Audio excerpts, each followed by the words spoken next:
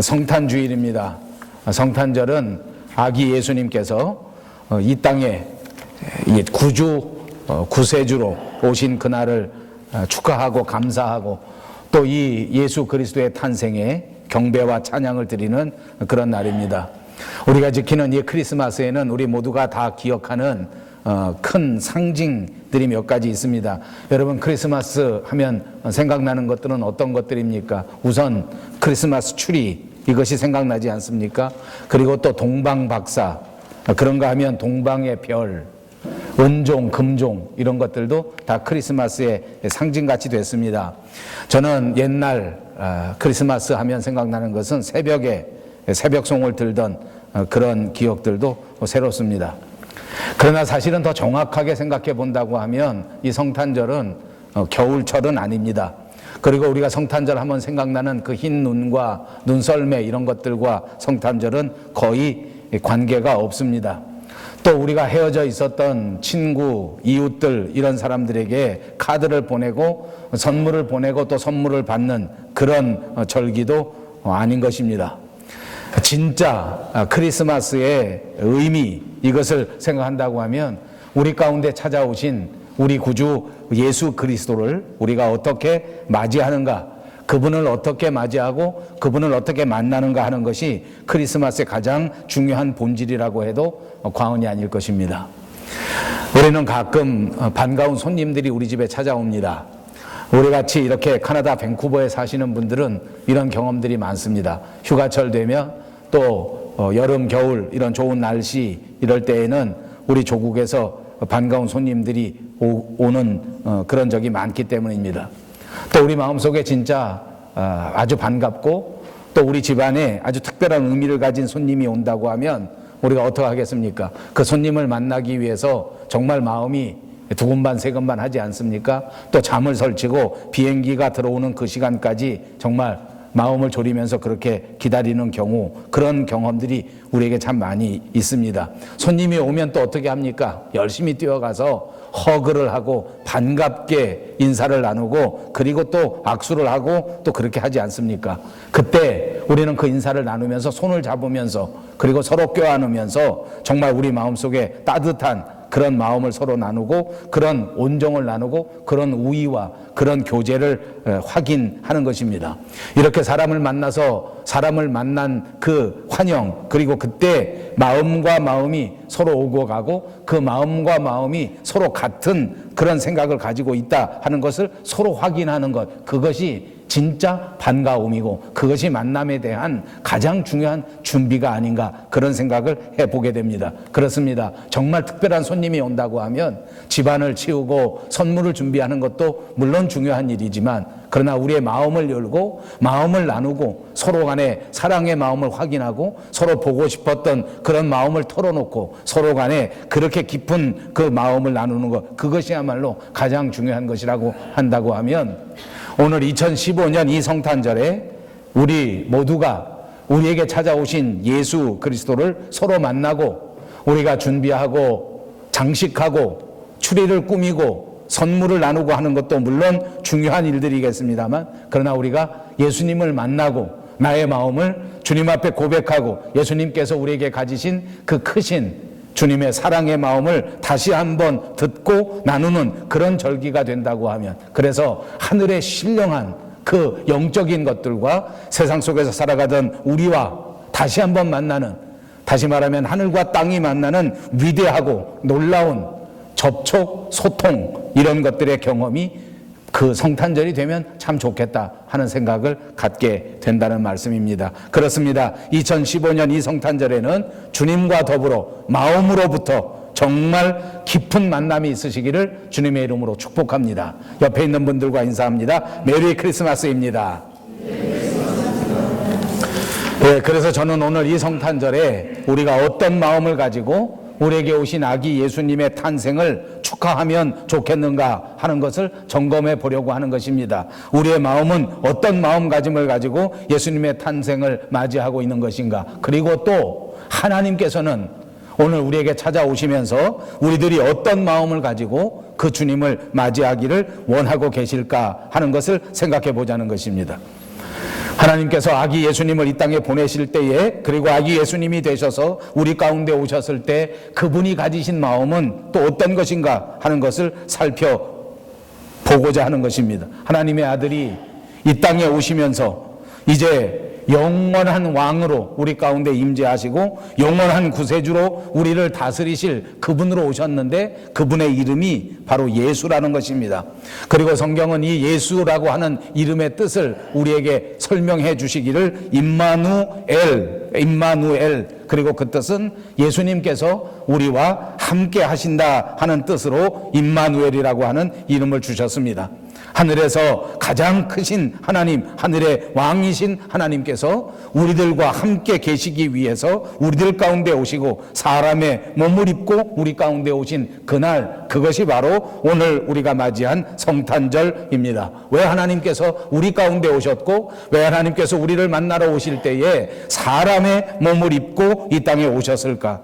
예수님은 정말 우리가 이 세상에 있는 모든 피조물들 가운데 가장 소중한 존재라고 인정해 주셨고, 예수님께서는 이 세상에 있는 그 많은 피조물들 가운데 우리 인간을 가장 사랑하셨습니다. 그래서 하나님께서는 우리 인간에게 당신의 형상을 담아 인간을 만드셨습니다. 사랑하신 것만큼 우리 인간에게 하나님의 속성을 마음껏 심어주셨고, 사랑하신 것만큼 우리에게 능력을 주셨고, 사랑하신 것만큼 오늘 만남을 통해서 하나님은 무언가 우리에게 큰 기대를 가지고 있는 줄로 믿습니다. 하나님께서는 저와 여러분을 찾아오실 때에 저와 여러분에게 큰 기대를 걸고 있다고 하는 사실, 이 엄청난 은혜의 사실을 꼭 잊지 마시기를 바랍니다.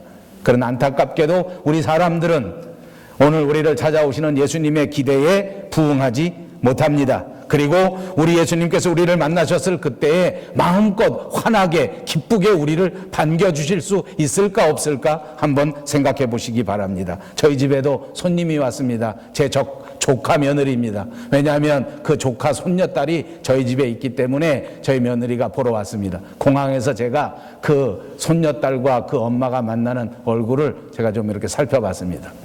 내가 혼자 생각할 때는 제 조카 며느리가 제 조카 손녀딸 얼굴을 보고 깜짝 놀랐을 것 같아요.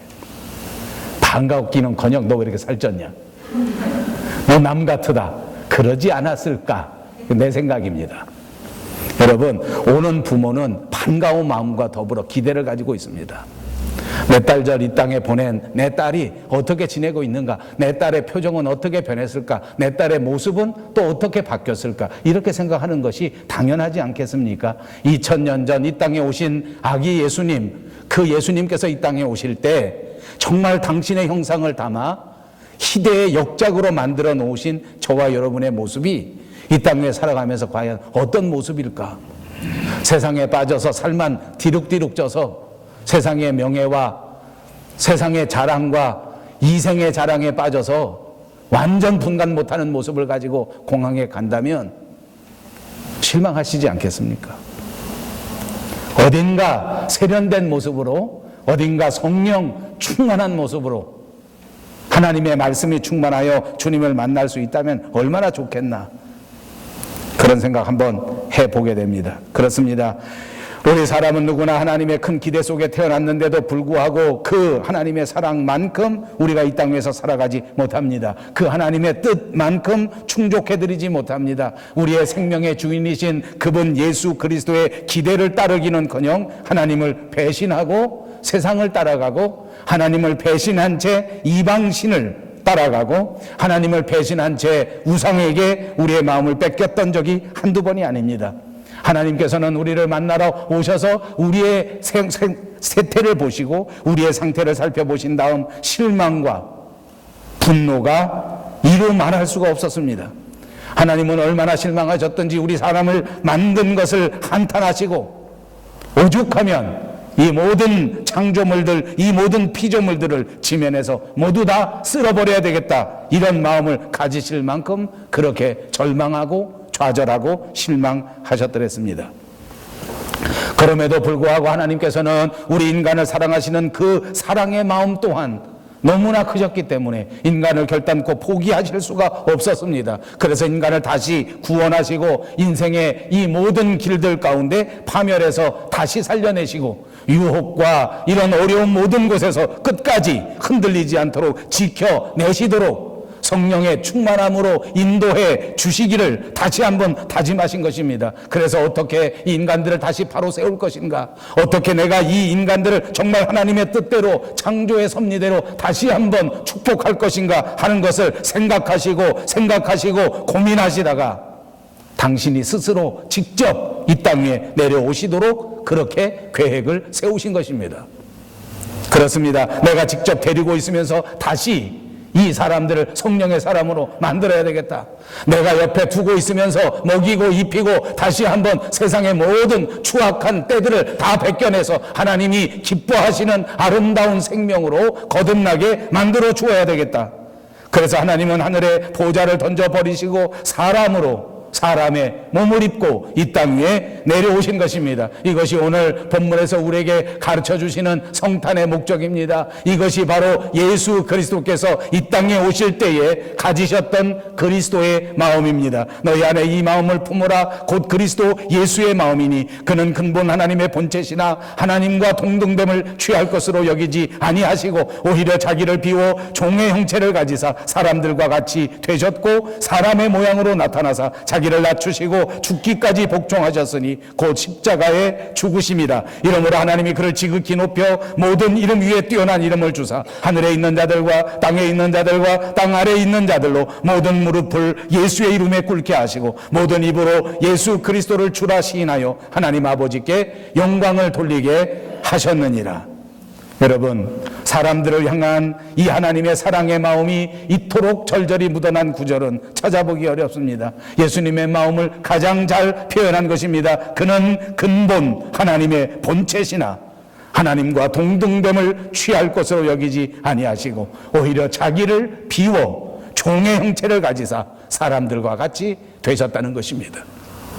얼마나 크신 사랑입니까? 자기를 비우고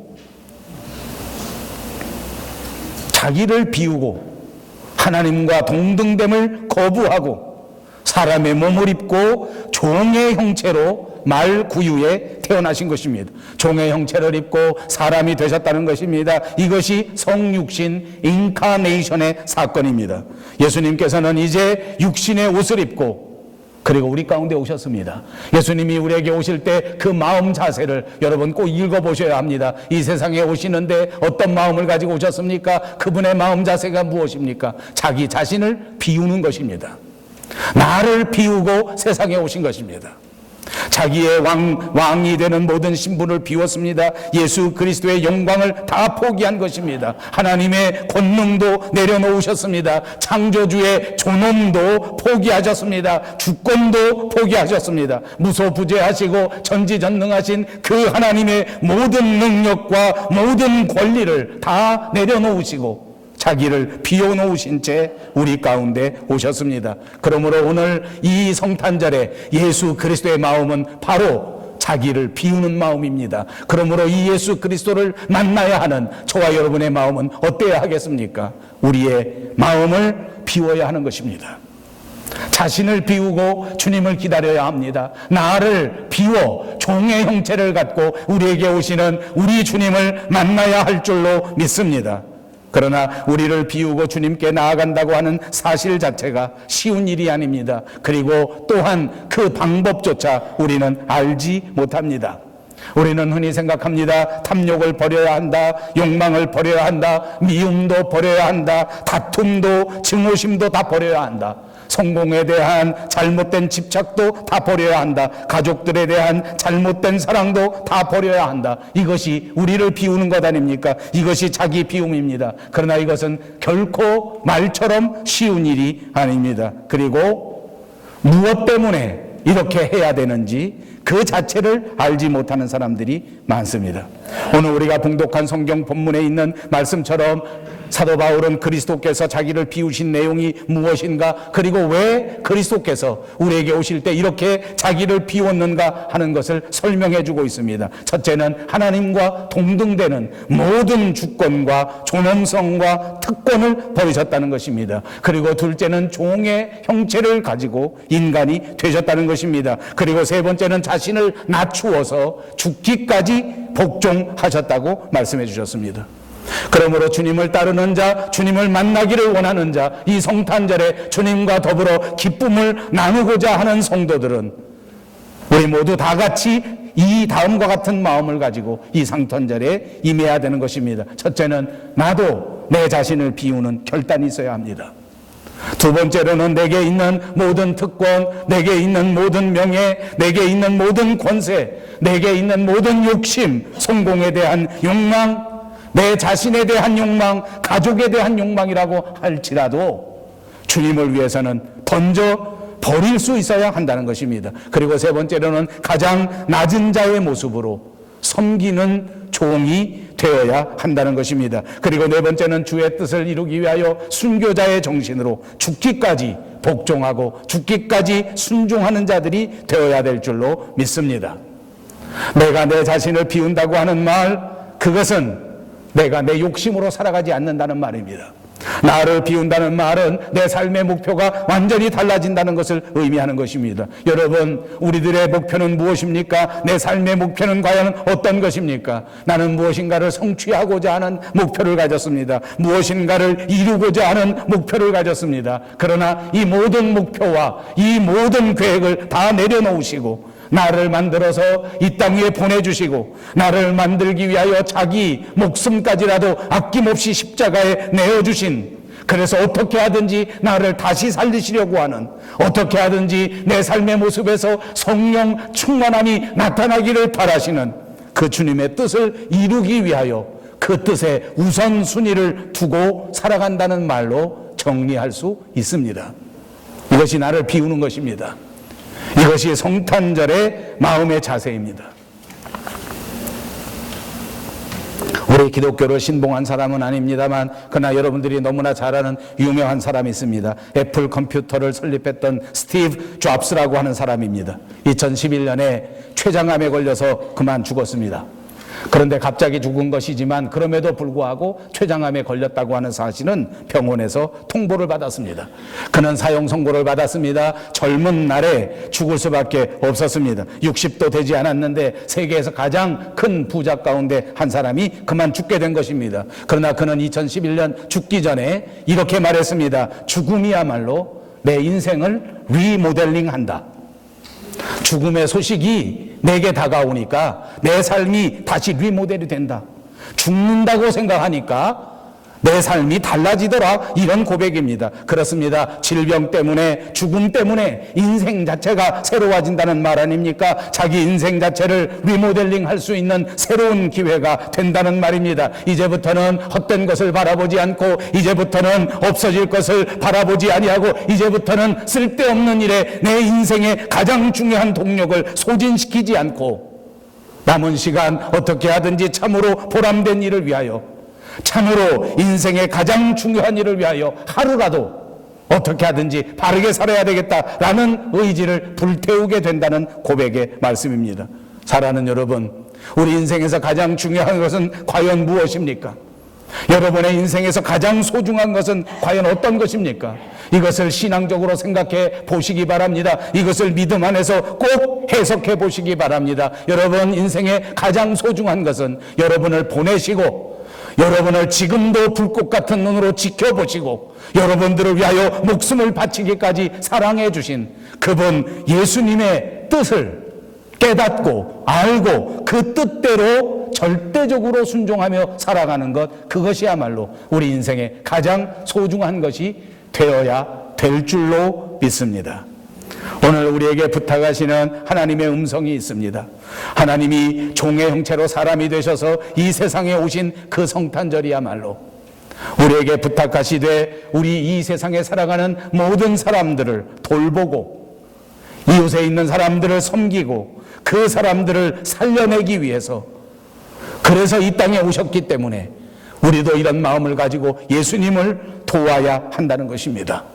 우리도 그렇게 하기를 바라시고 있습니다. 하나님의 사역에 함께 동참하라는 말씀입니다. 주님이 오셔서 이 땅 위에 하시는 위대한 사역에 우리도 함께 동참하여 헌신해 달라는 말씀입니다. 마음을 비우시고 하나님의 뜻에 순종하셔서 하나님이 찾아가시고 싶은 곳에 우리도 따라가는 위대한 결단이 우리에게 있어야 한다는 것입니다. 이것이 2015년 성탄절이 우리에게 주는 성탄의 마음인 줄로 믿습니다. 이것이 성탄절에 그리스도께서 저와 여러분에게 주시는 마음의 중심의 사랑입니다. 이 생각이 마음속 깊이 자리 잡고 있어야 합니다. 이 마음으로 여러분 마음이 꽉 채워져서 충만해지시기를 주님의 이름으로 축복합니다. 인간을 구원하고 인간을 살리는 길은 하나님께서 인간들 속으로 인간의 몸을 입고 다가오는 것이다. 이것이 예수님이 내리신 결론입니다. 다른 길은 없다. 이제 안 된다.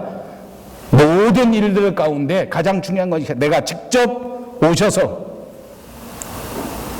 그래서 우리들 가운데 거하시겠다는 것입니다. 우리와 함께 사시면서 우리를 살려주시고 우리와 함께 사시면서 우리의 속에 있는 하나님의 형상, 우리의 마음속 깊은 곳에 하나님이 지어주신 그 참다운 인간, 그 영적 인간을 다시 한번 새롭게 하고 다시 한번 영적으로 충만한 사람으로 만들어 주시겠다는 것입니다. 이것이 예수님의 계획입니다. 우리의 마음을 그리스도의 마음으로 바꾸시기를 원하고 계시는 것입니다. 우리의 마음을 바꾸어 새로운 피조물로 그렇게 만드시기 위하여 지금도 우리 곁에 찾아와 주시는 줄로 믿습니다. 2015년 이 성탄절은 반드시 예수님의 마음을 회복할 수 있는 성탄절이 꼭 되어야 합니다. 예수님처럼 이웃을 찾아가라는 말씀입니다. 예수님처럼 우리의 것을 나누는 실천이 있어야 된다는 것을 말합니다. 예수님처럼 우리가 찾아야 할 곳은 우리가 찾아갈 곳을 꼭 찾아가고 우리가 섬겨야 할 대상들을 꼭 섬기고 이렇게 주님의 일을 도와드리다 보면 우리도 성령의 사람이 되는 것입니다. 물론 우리가 찾아갈 곳은 꼭 불쌍한 사람들이 있는 곳을 말하는 것은 아닙니다. 꼭 우리가 구제금을 들고 구제품을 들고 돈을 내고 상품을 내라는 것을 의미하는 것만은 아닙니다. 좀 더 깊이 생각해 보십시오. 우리 가까운 데 있습니다. 여러분, 예수님이 이 땅에 오셨을 때 이 땅을 생각해 보십시오. 예수님이 이 세상에 오셨을 때 이 땅은 그렇게 가치가 있는 땅이 아닙니다. 여러분, 저는 이 성탄절에 이 설교를 준비하면서 제 자신에게 정말 부끄러운 고백을 할 수밖에 없습니다. 제가 캐나다에 와 살다 보니까 한국에 있을 때보다 굉장히 바쁩니다. 여러 가지 일들이 한꺼번에 몰려올 때가 많습니다. 일의 양은 그다지 많아진 것은 아니지만 여기 있다 보니까 한꺼번에 갑자기 여러 가지 일들이 다가옵니다. 손님도 한꺼번에 옵니다. 그 마음속에 시험이 듭니다. 어떤 사람이 더 중요한가? 어떤 사람을 먼저 일을 도와줘야 하는가? 학생들이 한꺼번에 몰려오고 친척들도 오고 친구들도 오고 이렇게 옵니다. 잘 모르는 사람, 어려운 사람들을 열심히 도와주려고 애를 쓰고 돕다 보면 마음에 시험이 듭니다. 열심히 도와줬는데, 열심히 알려줬는데, 시간 많이 내서 열심히 여기저기 데리고 다니는데 나중에 보니까 다 자기 마음대로 해요. 자기 마음대로. 집도 여기저기 다 보여줬는데 다 자기 마음대로 해요. 교회도 여기저기 동네마다 내가 막 고민해서 이 교회 가라고 잘 소개해줬는데 가보면 다 딴 데로 가요. 그럼 무슨 생각이 드는지 난 이런 사람들에게 내가 다시는 보탬이 되지 않는다. 늘 하는 말이 그거예요. 야, 정말 저렇게 생긴 사람들은 보탬이 안 되는구나. 여러분 뭐 하는 소리 아니에요. 제가 농담하는 말이에요.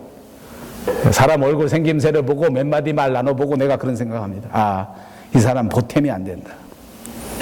여러분, 사실은 예수님이 이 땅에 오셨을 때 과연 이 지구가 예수님에게 보탬이 되었을까요? 예수님이 십자가에 돌아가실 그때에 과연 저나 여러분들이 예수님의 기대에 찬 그런 사람들이었을까요? 정말 내가 생명을 바치고라도 이 사람은 꼭 구해줘야 되겠다, 그런 사람들이었냔 말입니다. 아니요, 그렇지 않았습니다. 정말 예수님께서는 눈길조차 줄 필요도 없는 그런 추악한 죄인들이 사는 곳이 지구였습니다. 도저히 오실 필요가 없습니다. 와봤자 아무 선한 일이 없다고 생각해도 아무 문제가 안 되는 곳입니다. 그런데 그곳에 오셨습니다. 이것이 성탄의 마음입니다. 우리도 이 성탄절에 이 성탄의 마음을 가져야 합니다. 도저히 용서되지 않는 사람이 있습니까? 지금도 내 마음속에 그냥 외면해버리는 것이 좋겠다라고 생각하는 사람 혹시 없습니까? 여러분의 형제 가운데, 여러분의 자매들 가운데, 여러분의 동료들 가운데, 여러분 친구들 가운데 그런 사람 있을 것입니다. 그 사람들을 생각하십시오. 그 사람들을 찾아가십시오. 그리고 다시 한번 우리의 마음을 비우시고 그 사람들을 이해하고 그 사람들을 용서하고 그 사람들을 돌보고 그 사람들을 사랑하는 것이 이 성탄의 마음입니다. 그리스도의 마음으로 이 성탄절을 맞이하십시다.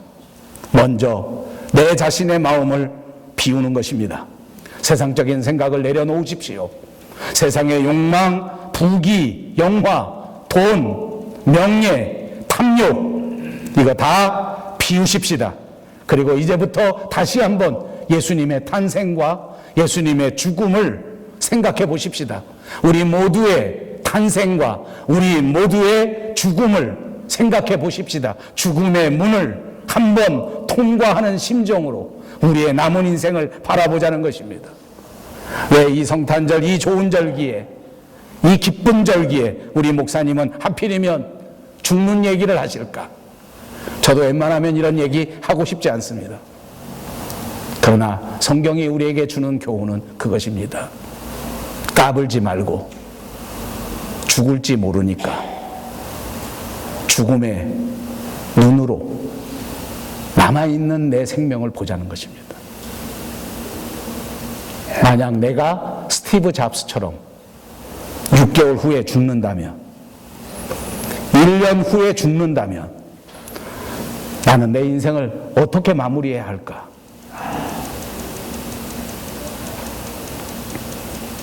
사실은 누구나 다 아는 일입니다.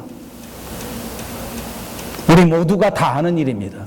그러나 사느라고 바빠서, 아니면 살다가 세상에 너무 빠져서, 아니면 조금 살다 보니까, 조금 되니까 건방져져서 아직은 내 인생이 까딱없다, 20년은 살 수 있다, 내가 건강하기 때문에 아직도 30년은 까딱없다, 나는 나이가 이제 40밖에 안 됐는데 100세 시대인데 60년이나 남지 않았냐, 목사님이나 그 생각해라.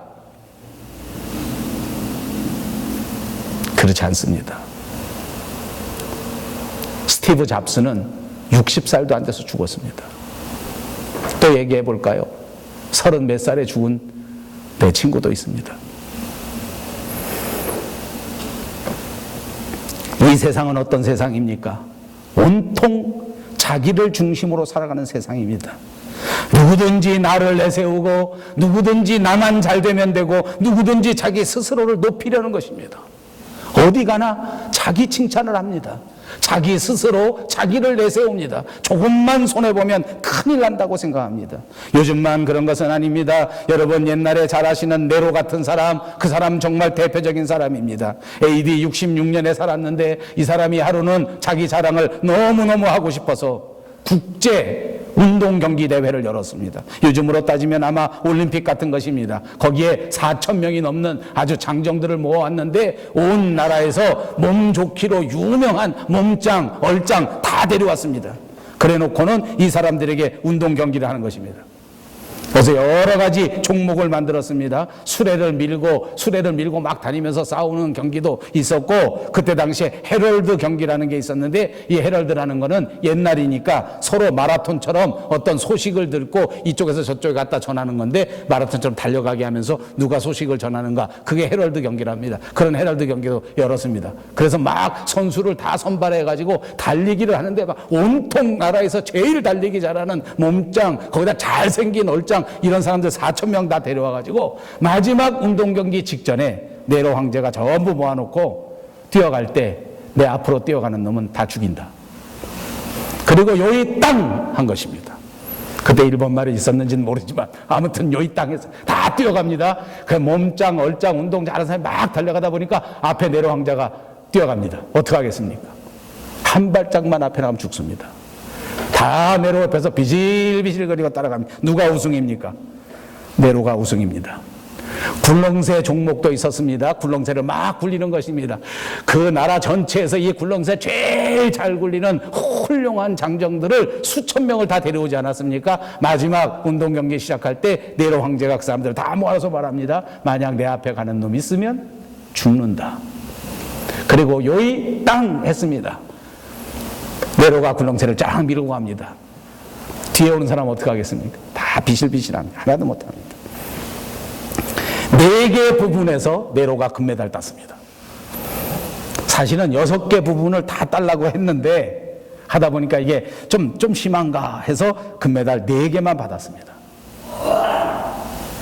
여러분, 네로 황제의 잘 아시는 두 번째 부인 포페아라는 여자가 있었습니다. 여보, 이건 너무하잖아.